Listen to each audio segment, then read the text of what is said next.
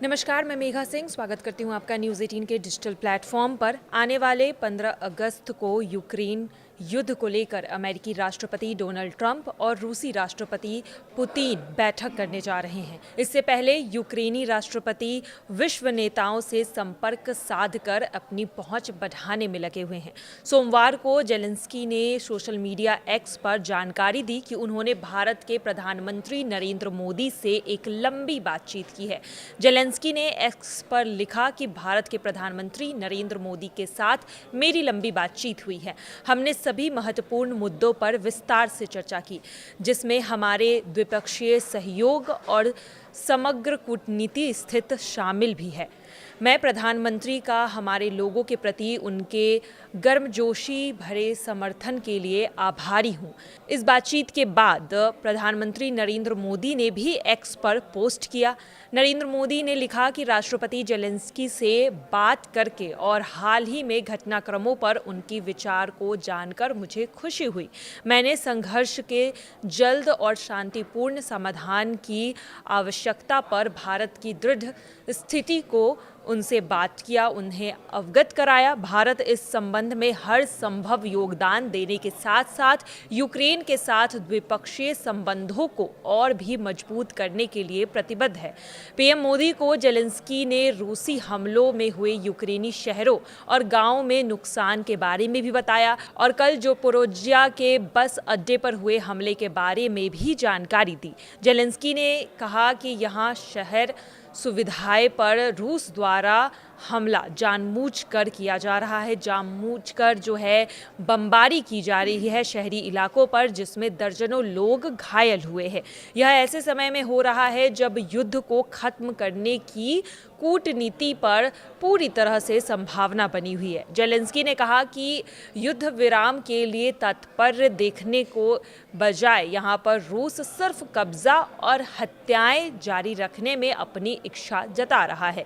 Zelensky ने बताया कि पीएम मोदी और वह सितंबर में संयुक्त राष्ट्र महासभा के दौरान एक व्यक्तिगत बैठक की भी योजना बना रहे हैं और यात्रियों के आदान प्रदान पर काम करने पर सहमति भी बनी हुई है। साथ ही रूस पर लगे प्रतिबंधों पर दोनों नेताओं ने विस्तार से चर्चा की। जेलेंस्की ने कहा कि रूसी ऊर्जा, विशेष रूप से तेल के निर्यात को सीमित करना आवश्यक है ताकि इस युद्ध को जारी रखने के लिए उनकी वित्तीय क्षमताएं और क्षमता को कम किया जा सके।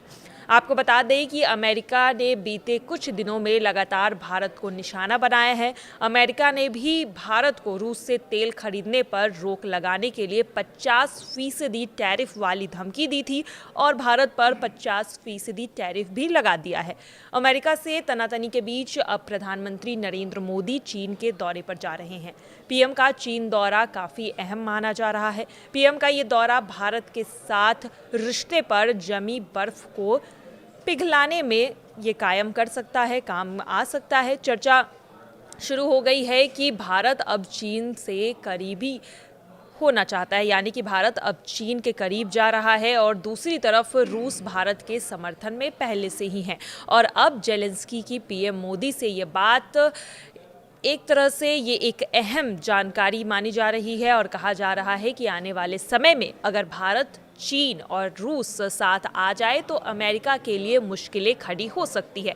और अब जेलेंस्की भी भारत की तरफ रुख कर रहा है ताकि भारत कहीं ना कहीं दबाव बना सके रूस पर इस युद्ध विराम को लेकर। और अब देखना यही होगा कि पीएम मोदी जिस तरह से चीन से अपनी नज़दीकियां बढ़ा रहे हैं, भारत और चीन के जिस तरह से रिश्ते को सुधारने की कोशिश की जा रही है और साथ ही रूस, अगर ये तीनों देश आपस में मिल जाए तो आने वाले समय में अमेरिका जो अपनी टैरिफ की धमकी लेकर सामने आ रहा है, टैरिफ को लेकर जब दबाव बनाने की कोशिश कर रहा है, तो फिर ये तीन देश मिलकर अमेरिका पर क्या भारी पड़ सकते हैं, ये भी देखने वाली बात होगी। और जिस तरह से जेलेंस्की ने पीएम मोदी से बातचीत की है, आने वाले समय में इसका क्या असर होगा, ये भी देखने वाली बात होगी। फिलहाल आज के लिए बस इतना ही। बाकी की तमाम खबरों के लिए बने रहिए न्यूज़ 18 के साथ। धन्यवाद।